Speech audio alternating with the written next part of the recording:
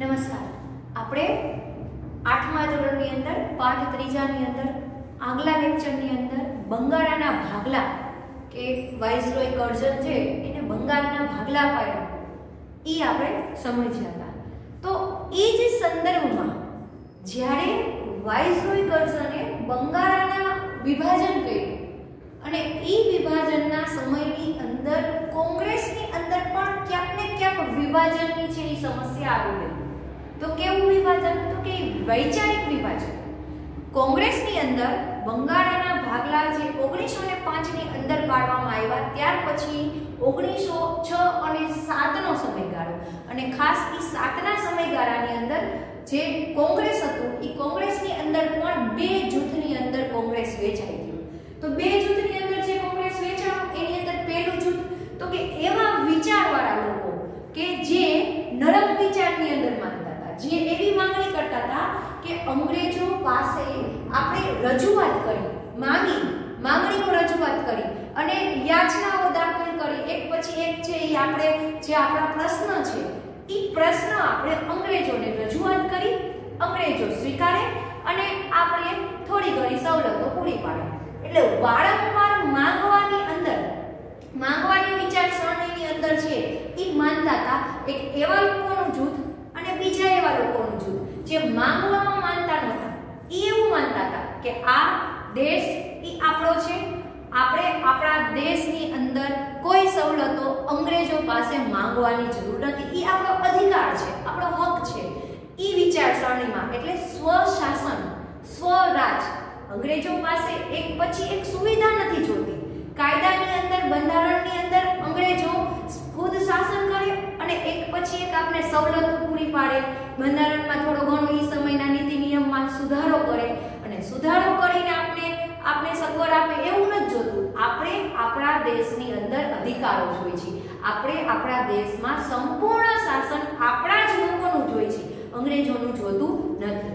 તો બે વિચારસરણીની અંદર, બે ભાગની અંદર છે એ કોંગ્રેસનું જૂથ છે એ વેચાઈ ગયું. તો આ જે કોંગ્રેસનું બે ભાગની અંદર જૂથ વેચાણું એને નામ આપવામાં આવ્યું કે જે લોકો નરમ વિચારની અંદર માનતા હતા, નરમ વિચારવાળા હતા, એને નામ આપવામાં આવ્યું મવાળવાદીઓ, જેની અંદર ગોપાલ કૃષ્ણ ગોખલે, ફિરોઝ શાહ મહેતા, આવા ઘણા બધા નેતાઓ છે એની અંદર છે સામેલ હતા, દાદાભાઈ નવરોજી. તો આ બધા જ લોકો છે એ કેવા વિચારવાળા હતા? તો કે નરમ વિચારવાળા હતા, જે માંગવાની વૃત્તિની અંદર છે એ માનતા હતા. તો આ લોકોની નીતિ ઉદાર નીતિ કહી શકાય, ઉદારતાવાદી કહી શકાય કે ધીમે ધીમે છે એ સુધારો કરતા જાય, ભલે એ લોકો શાસન કરે. તો આ વિચારમાં માનનારા લોકોએ ભારતની અંદર તો કે સુશિક્ષિત મધ્યમ વર્ગને સંગઠિત કર્યો. સુશિક્ષિત એટલે ભણેલા ગણેલા મધ્યમ વર્ગના યુવાનો હતા, એને એક ભેગા કરી અને એને છે એ સ્વતંત્રતા, લોકશાહી, સમાનતા, બંધુત્વ અને આત્મવિશ્વાસ ભરપૂર કર્યો. રાષ્ટ્ર ચેતના, રાષ્ટ્રપ્રેમ, રાષ્ટ્રવાદ આવું જાગૃત કરવાની એક પૂર્વ ભૂમિકા તૈયાર કરી અને યુવાન વર્ગ છે એને કોંગ્રેસની અંદર જોડવાનો પ્રયત્ન કર્યો. આ યુવાન વર્ગ જ્યારે કોંગ્રેસની અંદર જોડાઈ ગયો ત્યાર પછી એની યુવાન વર્ગ કેવો હતો? તો કે યુવાનો હોય એટલે ઉત્સાહી હતા, આક્રમક હતા અને આત્મવિશ્વાસથી સભર હતા. તો આ જે યુવાનો કોંગ્રેસની અંદર જોડાણા પછી એ કોંગ્રેસની અંદર ટકી શક્યા નહીં, કેમ કે કોંગ્રેસની અંદર મુખ્ય જે નેતા હતા એ કેવા હતા? તો કે નરમ વલણવાળા હતા, એટલે એને ઉદાર મતવાળા હતા, એટલે એ મવાળવાદી તરીકે ઓળખાતા. તો નરમ વલણવાળા હતા, યાચિકા દાખલ કરવી, માંગવું અને ધીમે ધીમે રજૂઆત કરવી. તો આ વિચાર જે યુવા વર્ગ હતો એ યુવા વર્ગ સ્વીકારી શક્યો નહીં, એટલે એ યુવા વર્ગ છે એની અંદરથી એક જહાલવાદનો, એક નવા વર્ગનો ઉદ્ભવ થયો અને જેને કહેવામાં આવ્યું જહાલવાદ. અને જહાલવાદ છે એ શું માનતો હતો કે એની અંદર મુખ્ય નેતા હતા તો કે લાલ, બાલ અને પાલ, ત્રિપુટી તરીકે ઓળખવામાં આવે છે. લાલા લજપત રાય, બિપિનચંદ્ર પાલ અને બાળ ગંગાધર તિલક. તો આ લાલ, બાલ અને પાલ પછી જોઈએ તો એમાં અરવિંદ ઘોષ પણ હતા.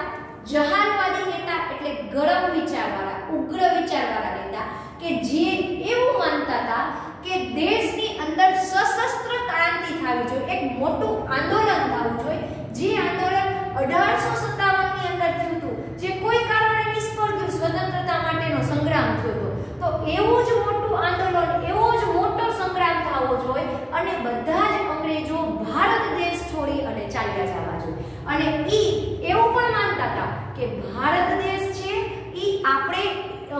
આપને કોઈ ભેટ સોગાદ રૂપે દાનમાં આપે એમ ઇનામ રૂપે આપણે આપણો દેશ નથી જોતો.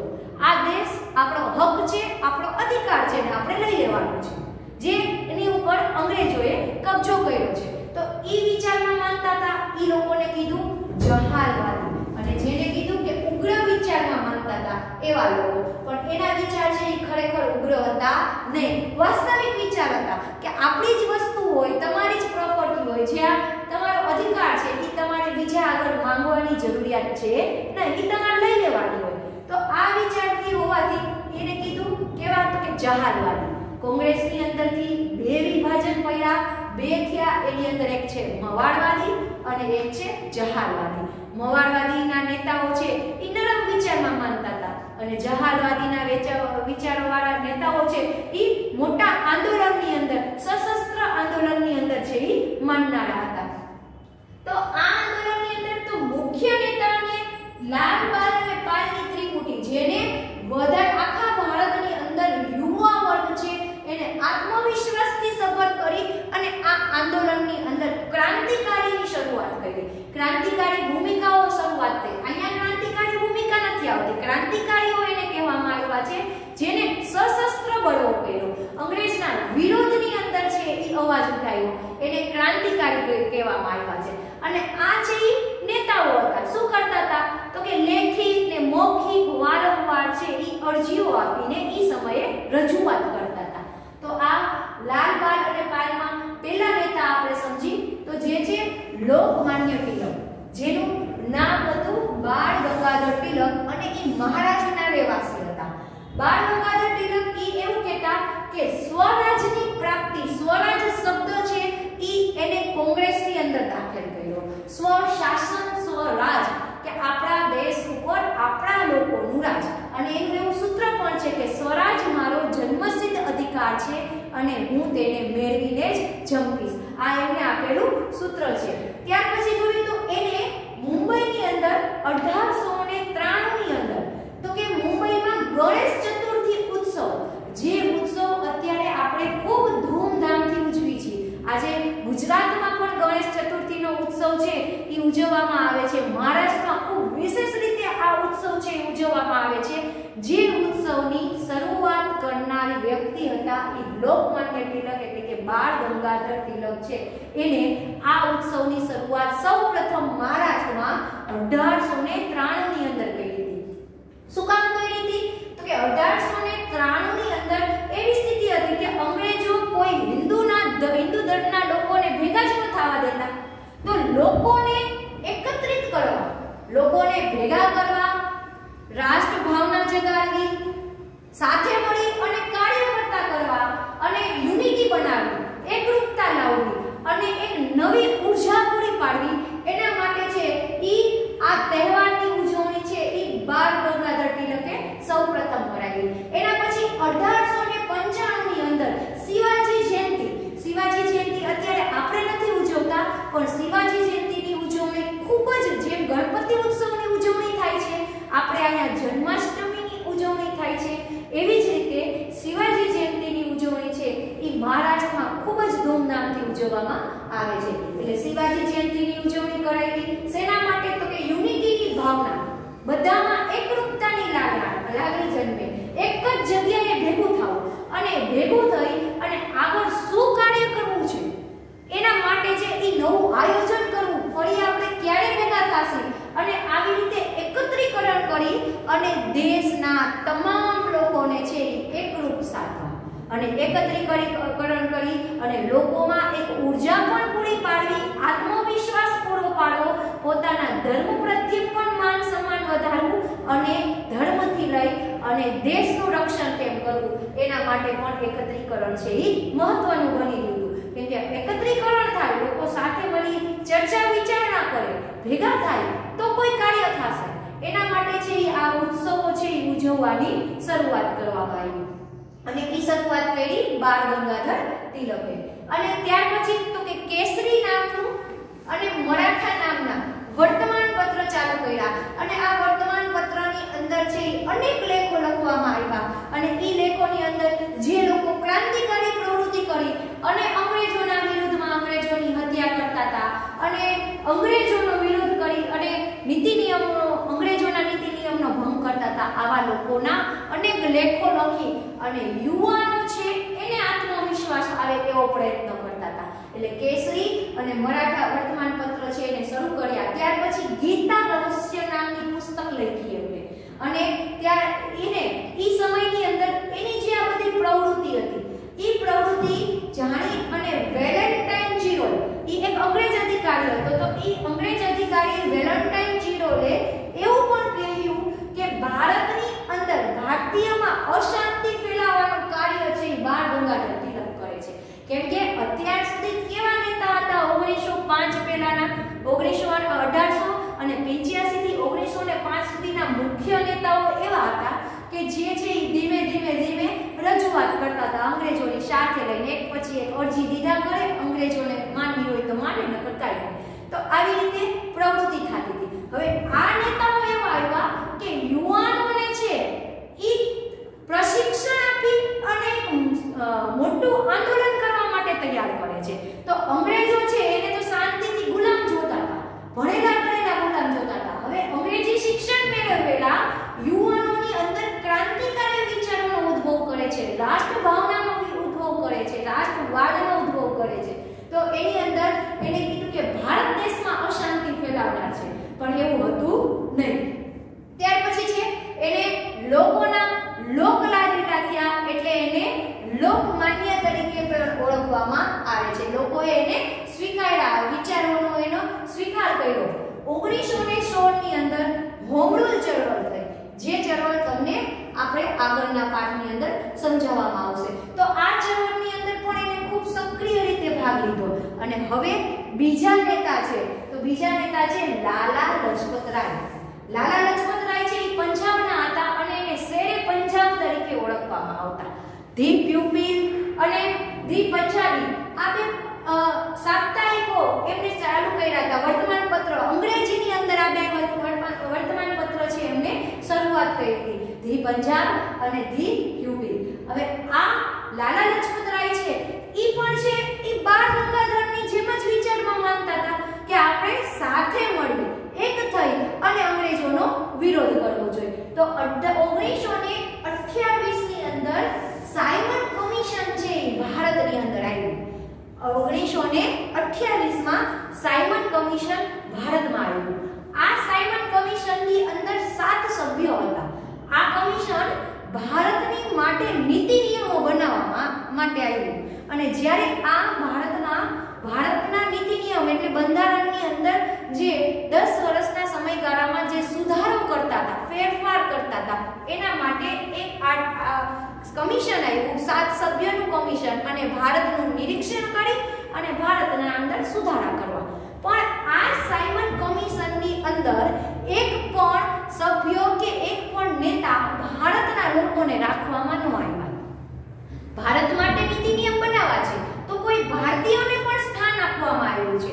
સાયમનના નેતૃત્વ હેઠળ આવ્યું હતું, પણ એક પણ ભારતીયોને સ્થાન આપવામાં ન આવ્યું. એનો મતલબ શું? તો કે નીતિ નિયમ બનાવવાની, બંધારણ કરવાની ક્ષમતા ભારતના લોકોમાં નથી, આવું અંગ્રેજો કહેવા માંગતા હતા. જેવું ગેટ ઓફ ઇન્ડિયાએ આ કમિશનના સભ્યો આવ્યા એ જ સમયે લાલા લજપત રાય અને એના જ બધા યુવા સાથીઓએ સાથે મળીને સાયમન કમિશનનો વિરોધ કર્યો. સાયમન ગો બેક એવા સૂત્ર ઉચ્ચાર કરી અને સાયમનનું ખૂબ જ અપમાન કર્યું અને સાયમનને કમિશનને મજબૂર કરી દીધું કે સાયમન કમિશન ભારત છોડીને ચાલ્યા જાય. તો આ સ્થિતિની અંદર ત્યાં લાઠીચાર્જ કરવામાં આવ્યો અને એ લાઠીચાર્જની અંદર લાલા લજપત રાય છે એના માથા ઉપર છે ઈ જીવલેણ ઘા લાગ્યા.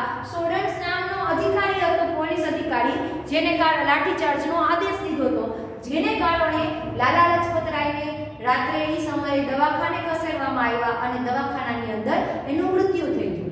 એ સમયે લાલા લજપત રાયે એવું કીધેલું કે મારા ઉપર કરેલા લાઠીના એક પ્રહાર જે છે એ બ્રિટિશ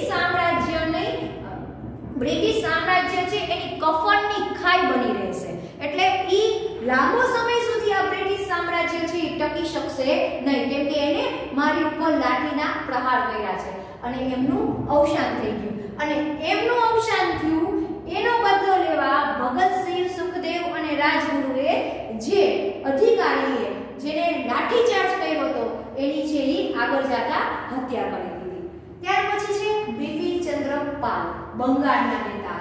જો યાદ રાખજો કે લાલા લજપતરાય છે એ પંજાબના હતા, લોકમાન્ય તિલક છે એ મહારાષ્ટ્રના હતા અને ત્રીજા નેતા લાલ બાલ અને પાલની અંદર જે પાલ કહેવામાં આવતા એ બિપિનચંદ્ર પાલ એ બંગાળના હતા.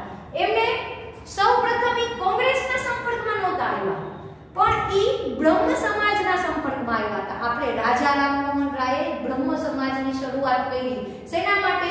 તો કે ધર્મની અંદર સુધારા કર્યા અને દેશની અંદર રાષ્ટ્ર ચેતના ફેલાવવાની અને રાષ્ટ્રવાદ ફેલાવવાની શરૂઆત છે ઈ ધાર્મિક લોકોએ, ધાર્મિક સંગઠનો દ્વારા છે શરૂઆત કરવામાં આવી કે આપણા ધર્મ પ્રત્યે શ્રદ્ધા આવશે લોકોને તો એનામાં ભરપૂર આત્મવિશ્વાસ આવશે.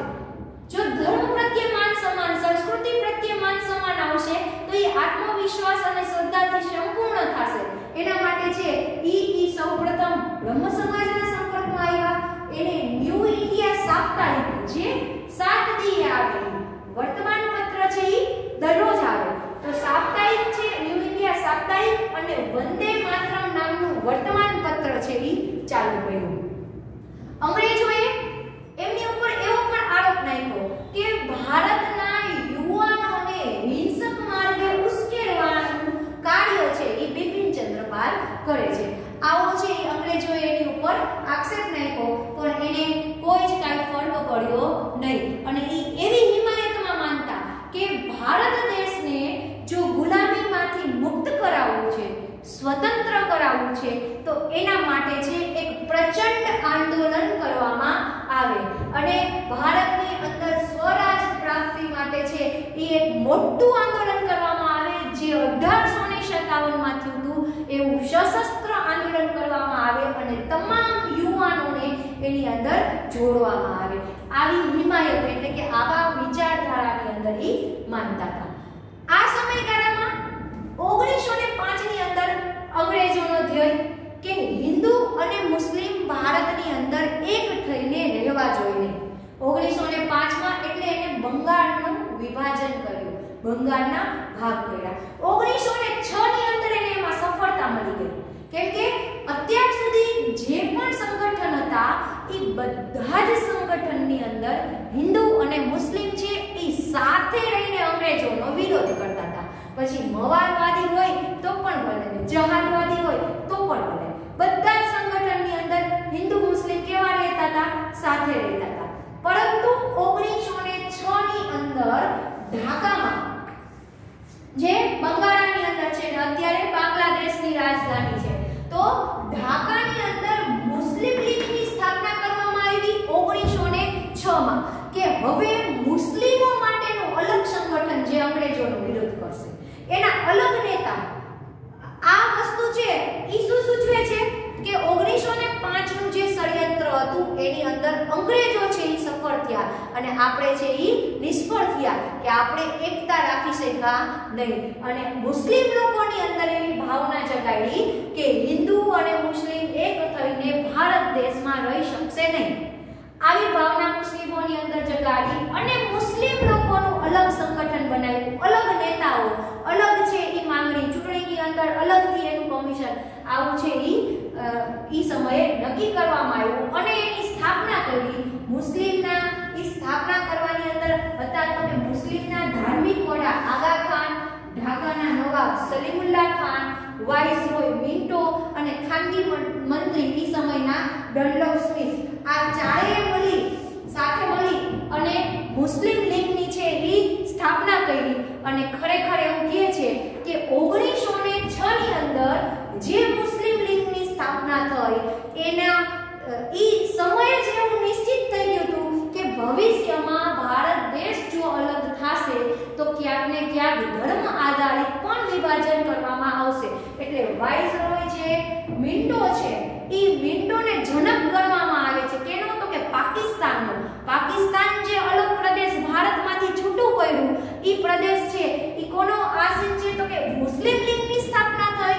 ઈ મુસ્લિમ લીગની અંદર જે મુસ્લિમ નેતાઓની અંદર છે ઈ ભારત વિરોધી, ધર્મ વિરોધી લાગણીઓ ઉદ્ભવી અને એને કારણે પરિણામે એક એવું સ્વરૂપ આપણી સામે આવ્યું કે ભવિષ્યમાં આપણો દેશ આઝાદ થયો પણ ઈ છે ખંડિત થયો અને એમાંથી આપણો એક પ્રદેશ બાંગ્લાદેશ અને એ સમયે બાંગ્લાદેશ પશ્ચિમ પાકિસ્તાન પૂર્વ પાકિસ્તાન અને પશ્ચિમ પાકિસ્તાન કહેવાતું. તો બાંગ્લાદેશ છે એ પૂર્વ પાકિસ્તાન કહેવાતું ને જે પાકિસ્તાન છે એ પશ્ચિમ પાકિસ્તાન કહેવાતું. એટલે આપણા દેશમાંથી બે પ્રદેશ છે એ અલગ થયા. કોને કારણે? તો કે મિન્ટોને કારણે અને આ જે 1905માં અંગ્રેજોએ જે ષડયંત્ર કર્યું હતું એને કારણે. તો આજના આ પીરિયડની અંદર છે એ આપણે કેટલું સંચાર? તો કે જહાલવાદ જે ઉગ્ર વિચારમાં સશસ્ત્ર ક્રાંતિમાં માનતા હતા, એ મવારવાદ નરમ વિચારમાં કે માંગણી કરવી, રજૂઆત કરવી.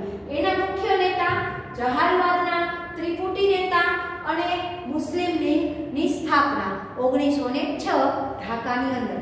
આટલો અભ્યાસ કર્યો. આગળના પીરિયડની અંદર આપણે સુભાષચંદ્ર બોઝ, હોમ રૂલ આંદોલન અને લખનઉ કરાર વિશે સમજશું.